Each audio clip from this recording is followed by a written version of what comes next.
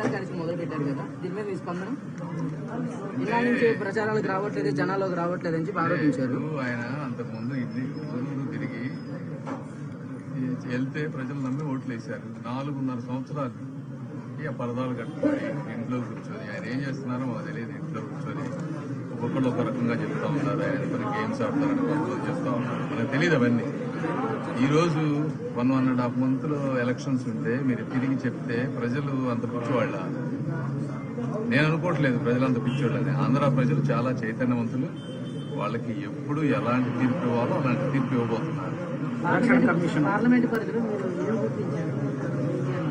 ఈ పార్లమెంట్ లో చాలా సమస్యలు ఉన్నాయమ్మా. ఇక్కడ మెయిన్ ఎక్కువ మంది కోరుకునేదంటే వాళ్ళు ఎవరు పేద ప్రజలు మణులు మాణిక్యాలు ఎవరు కోరుకోవట్లేదు.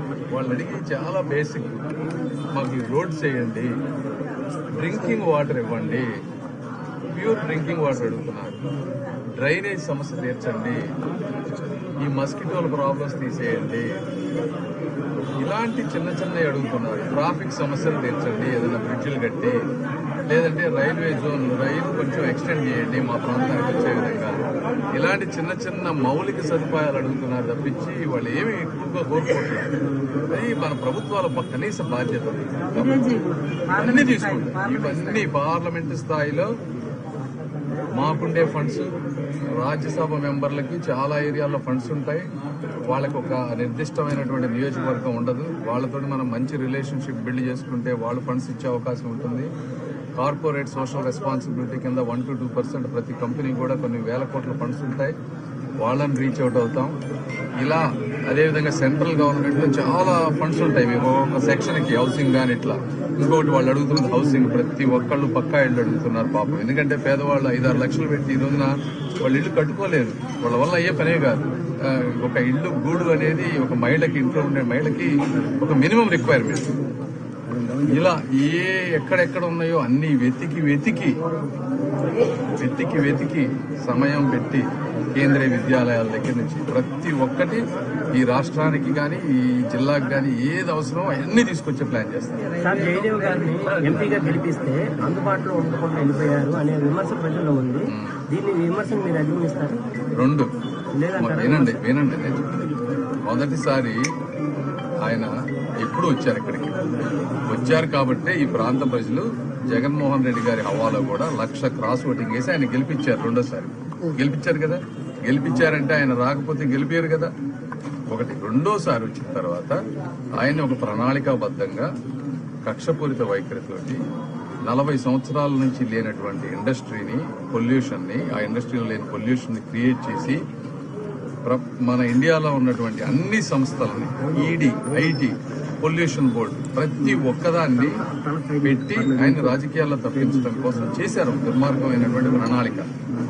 అందువల్ల ఆయన ఆ కంపెనీలో వాళ్ళది 20%, 80% వేరే ఇన్వెస్టర్స్ ది 20,000 కుటుంబాలు దాని మీద నిలబడుతున్నాయి. అంటే 80,000 ప్రజలు ఆ ఇండస్ట్రీ మీద బతుకుతున్నారు. తన రాజకీయ జీవితం వల్ల ఈ 80,000 కుటుంబాలకు గాని, 80% ఇన్వెస్టర్స్ గాని వీళ్ళందరికీ ఇబ్బంది జరుగుతుంది. కాబట్టి దానికి నేను బలి అవ్వడానికి ఓకే అని ఆయన ఈ రోజు రాజకీయాల నుంచి తప్పించుకున్నారు తప్పించి ఈ ప్రాంతానికి రాకూడదనుకుంటే ఆయన అసలు వచ్చేవాళ్ళు కాదు. రెండోసారి పోటీ చేసేవాళ్ళు కాదు. వాళ్ళు 40 సంవత్సరాలు ప్రజాసేవ చేశారు. వాళ్ళ తాతగారు ఆ ఇండస్ట్రీని వాళ్ళ నాన్నగారు పెట్టారు అంటే ఆ రూరల్ ప్రాంతంలో ఒక విపరీతమైనటువంటి అభిమానం, ప్రేమ ఉంది కాబట్టి ఆ రోజు అక్కడ పెట్టారు. అదే ఆయన ఈ రోజు హైదరాబాద్ లోనో చెన్నైలోనో ఇంకో చోట పెట్టుకుని ఉంటే ఆ స్థలాల విలువలు పెరిగి ఆయన ప్రపంచంలోనే ఒక అత్యంత ధనికుడు అయ్యేవాళ్ళు. అయినా కూడా ప్రాంత ప్రజల ప్రేమ మీద చేశారు. అలాంటి వ్యక్తుల్ని మీరు ఈ రోజు ప్రణాళికాబద్ధంగా చేశారు కాబట్టే ఈ తిరుగుబాటు.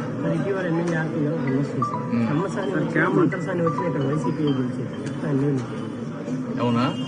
సరే, మరి అలా అయితే నీకు టికెట్ ఎందుకు లేదా? నువ్వు గెలిచేవాడు అయితే నిన్న అత్యంత అవమానకరంగా నీకు టికెట్ లేదని చెప్పారు కదా.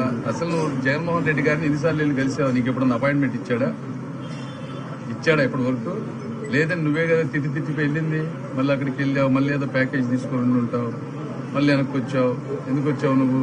అంటే 2-3 వారాలకే నీ భావజాలన్నీ మారిపోతాయా?